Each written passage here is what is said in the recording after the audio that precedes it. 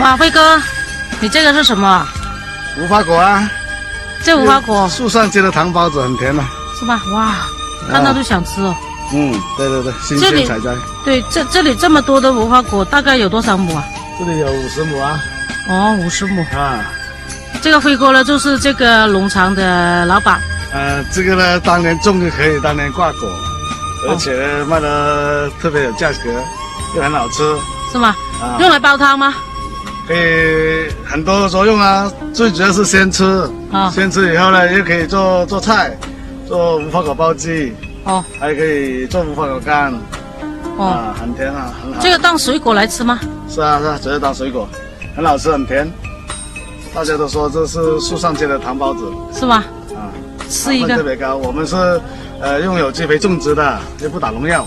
哦。啊，这个很少虫的，因为它无花果本身很多汁，那个虫不敢去吃。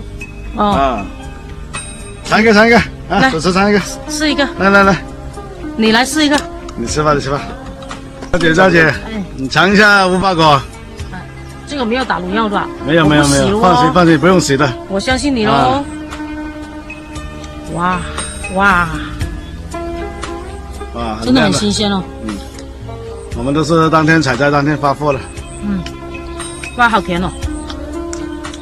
干的我都就用来煲汤，但是新鲜我真没吃过。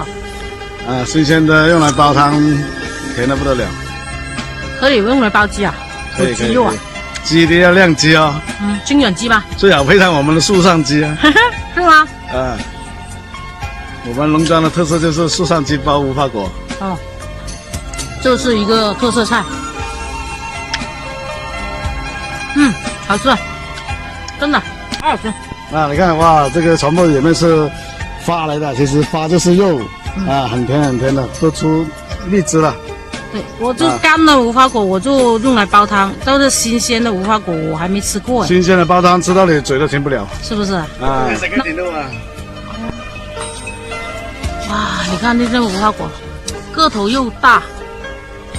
哎呦，飞哥，我不客气了哦，我要摘一点回去哦。好，随便摘。